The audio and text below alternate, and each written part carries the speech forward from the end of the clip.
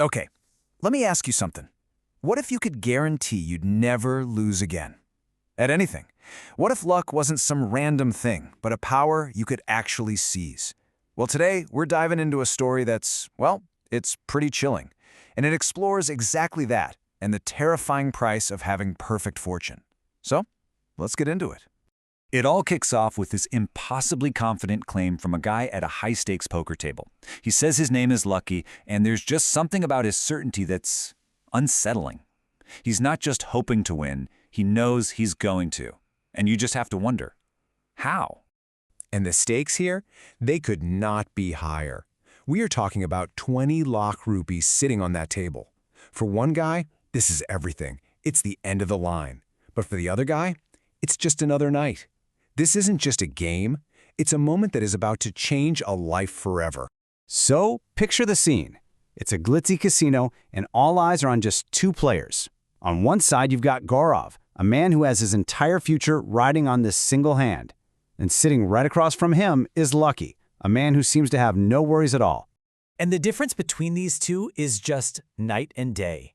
Gaurav, he's holding three kings. He thinks he's got it made. But then he looks into Lucky's eyes and is hit with this wave of pure terror, and he folds. And just like that, Lucky, without a single flicker of doubt, just scoops up the pot. He won because Gaurav believed he would win. And that's the question, isn't it? That's what absolutely breaks Gaurav. He's lost everything. And it's not even just about the money anymore. It's the sheer impossibility of what he just saw. He has to know the secret. And asking that one question, well, it's going to send him down a very, very dark path. So later that night, a totally desperate Gaurav tracks down Lucky and just begs him for the secret. He offers him all the winnings back, anything, just to learn how to have that kind of luck. But Lucky's explanation is not at all what he was expecting. Lucky basically just scoffs at the whole idea of hard work. He calls it a waste of time. He says the real key to fortune lies with these powers. Powers that are way beyond science or faith or anything we can understand. But they can be harnessed if you know how.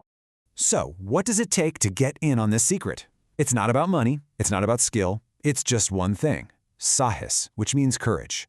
Lucky asks Gaurav if he has what it takes to conquer his fear. And Gaurav, totally broke and desperate, agrees instantly.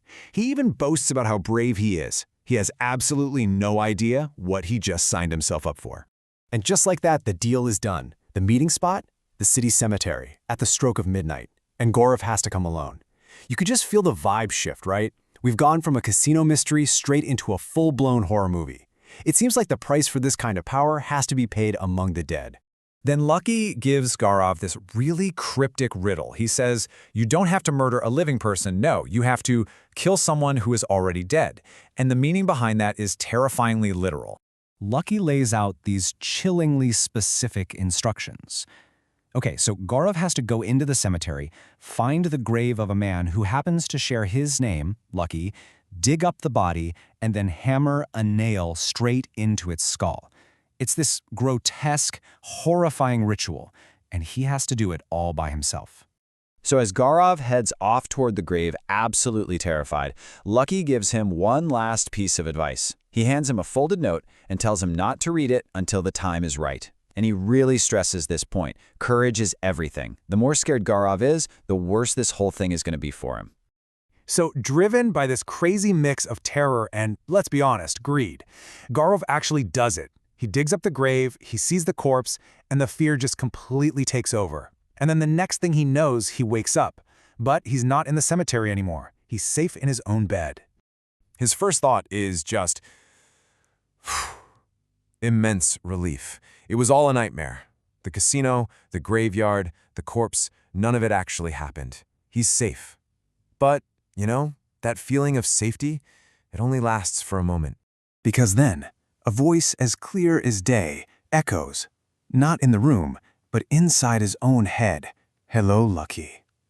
Oh yeah, the dream was real, the ritual worked, and he's definitely not alone anymore. A sharp pain shoots through his head, and he realizes he's made a terrible, terrible mistake.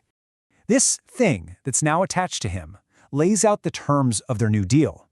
And it's basically a parasitic contract. It's going to give Gaurav all the luck in the world, make him unbeatable, but in return, it's going to feed on his blood. And his first task? He has to find its next host, the next poor soul to become lucky. In all this panic, Gaurav suddenly remembers the note. You know, the one the first Lucky gave him? The one he was told to read only when the time was right? What secret was on that piece of paper? What was the final, horrifying piece of this puzzle? So with his hands trembling, he pulls the note out of his pocket. And yeah, the right time is definitely now. As he reads the words, the full, crushing weight of what he's done finally hits him. This wasn't some secret to be learned. It was a curse to be passed on. The note is a thank you and a warning. The first Lucky wasn't sharing a gift. He was escaping it. He had just used Gaurav to perform the exact same ritual to pass the entity on. And now, Gaurav has to do the same thing to someone else, or this parasite will literally consume him. So there you have it.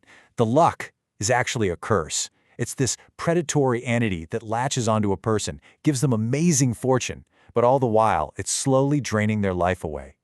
The only way out is to trick someone else into taking your place. It's like a supernatural pyramid scheme, and you do not want to be at the bottom. So in the end, Gaurav didn't gain a power, he lost his identity. That promise of an easy shortcut completely corrupted him. The man he used to be is just gone. He's been replaced by this desperate host whose only goal now is to find the next fool, someone brave enough, or maybe just desperate enough, to want perfect luck. And this is where it gets really chilling. The story ends exactly where it began. We see Gaurav, now calling himself Lucky, sitting at a casino table. He looks across at his opponent, a guy with a face full of desperation, and he says the exact same words that started this whole mess. The cycle just continues, completely unbroken. Which leaves us with one final haunting question. What's the real price of that kind of fortune? And if you were cornered, if you were desperate, and someone offered you this power, would you have the sahas, the courage to accept it, knowing full well you'd have to condemn someone else just to save yourself? It's a lot to think about.